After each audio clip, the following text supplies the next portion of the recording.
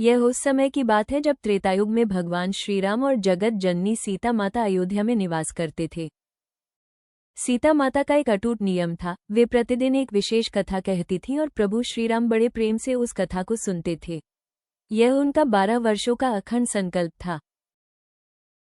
एक दिन विधाता का लेख देखिए, भगवान श्रीराम को किसी अति आवश्यक राजकाज के कारण नगर से बाहर जाना पड़ा।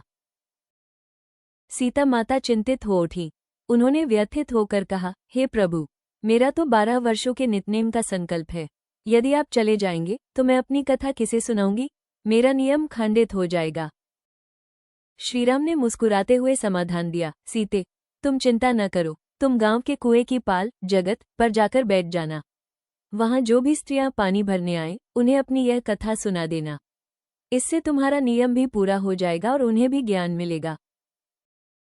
पति की आज्ञा मानकर सीता माता कुएं की पाल पर जाकर बैठ गई। कुछ देर बाद वहां एक संभ्रांत घर की बहू पानी भरने आई।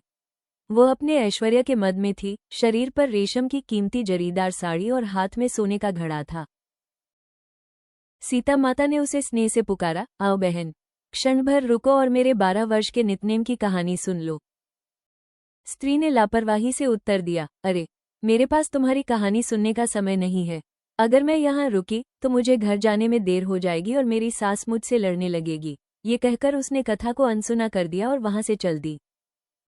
परंतु यह क्या, जैसे ही उसने कथा का अनादर किया, घर पहुंचते पहुंचते उसका वैभव मिट्टी में मिल गया। उसकी रेशम की साड़ी फटकर चिथड़े हो गई और हाथ का सोने का घड़ा मिट्टी के ठीकरे में बदल गया। घर पहुंचते ही सास ने जब बहू की यह दशा देखी तो वो दंग रह गई। उसने पूछा, अरे बहू, ये तू किसका दोष पाप अपने सिर लेकर आई है? तेरा ये हाल कैसे हुआ? रोती हुई बहू ने बताया, माँ जी, कुएं पर एक औरत बैठी थी। वो कहानी सुनाना चाहती थी, पर मैंने समय की कमी के कारण सुनी नहीं। शायद उसी का ये फल है। अनुभवी सास तुरंत समझ गई कि यह कोई साधारण घटना नहीं है। उसने कहा, तू चिंता न कर। अगले दिन सास ने वही फटी हुई साड़ी पहनी, वही मिट्टी का घड़ा लिया और कुएं की ओर चल पड़ी। कुएं पर उसे माता सीता एक साधारण स्त्री के रूप में बैठी मिली। सीताजी ने वही आग्रह किया, बहन, क्या तुम मेरी कहानी सुनोगी? सास ने श्रद्धापूर्वक हाथ जोड़कर कहा, हे देवी, एक बार क्यों, मैं तो 4 बार आपकी कहानी सुनूंगी। आप सुनाइए। तब सीता माता ने वो अलौकिक कथा और मंगल गीत सुनाया जिससे भाग्य के द्वार खुलते हैं। कहानी पूरी हुई। सास का हृदय शांति से भर गया। उसने सीता माता के चरण स्पर्श किए और घर लौटी। घर पहुंचते ही चमत्कार हो गया। उसकी फटी हुई साड़ी पुनः रेशम की बन गई और मिट्टी का घड़ा फिर से सोने में बदल गया। बहू ने जब ये दृश्य देखा तो आश्चर्य से पूछा, सासू माँ, आपने ये सब कैसे किया? ये चमत्कार कैसे हुआ? सास ने गंभीरता से उत्तर दिया, बहू, तू दोष लगाकर आई थी और मैं उस दोष को उतार कर आ रही हूँ। तूने कथा का अनादर किया था, मैंने उसे श्रद्धा से सुना है। बहू ने पूछा, माँ, वो कुएं वाली स्त्री आखिर है कौन? सास ने रहस्य खोला, पगली, वे साक्षात सीता माता थीं। वे पुराने को नया कर देती हैं, खाली घर में अन्न धन के भंडार भर देती हैं और घर में साक्षात लक्ष्मी का वास करा देती हैं। बहू को अपनी भूल का एहसास हुआ। उसने सास से विनती की, माँ, मुझे भी वो कहानी फिर से सुना दो। सास ने बहू को बिठाया और फिर से वही राम आए लक्ष्मण आए वाली पावन कथा सुनाई। अब तो उस घर का नियम ही बन गया। सास बहू रोज ब्रह्म मुहूर्त में उठती, स्नान आदि से निवृत्त होकर पूजा करती और सीता माता के नित्यनेम की कथा कहती। उनके घर में दिन दूनी रात चौगुनी बरकत होने लगी। एक दिन पड़ोस की एक महिला उनके घर आई और बोली, बहन, थोड़ी सी आग आंच देना। सास बोली, बहन, अभी तो हमने चूल्हा भी नहीं जलाया, आग कहाँ से दे? पड़ोसन हैरान होकर बोली, अरे, तुम लोग तो सुबह 4 बजे से उठ जाती हो, फिर अब तक क्या कर रही थी?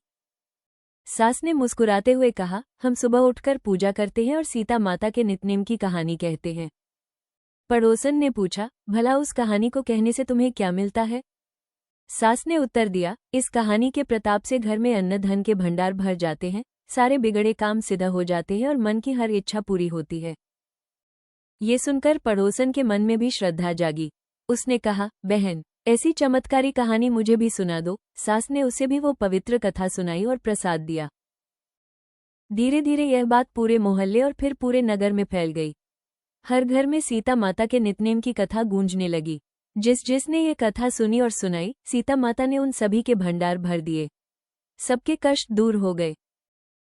सीता माता, जैसे आपने उस सास बहू और पड़ोसन के भंडार भरे, उनके बिगड़े काम संवारे, वैसे ही इस कहानी को कहने वाले, सुनने वाले और हुनकारा भरने वाले हम सभी के भंडार भरना। हमारे घर में सुख, शांति और समृद्धि का वास रखना। आज भी भारत के कई राज्यों, विशेषकर उत्तर प्रदेश, बिहार और हरियाणा में स्त्रियां सीता नवमी या शुभ अवसरों पर यह कथा बड़ी श्रद्धा से कहती हैं। अगर आपको यह वीडियो अच्छा लगा हो तो प्लीज़ लाइक और सब्सक्राइब करें और कमेंट बॉक्स में लिखें जय श्री राम।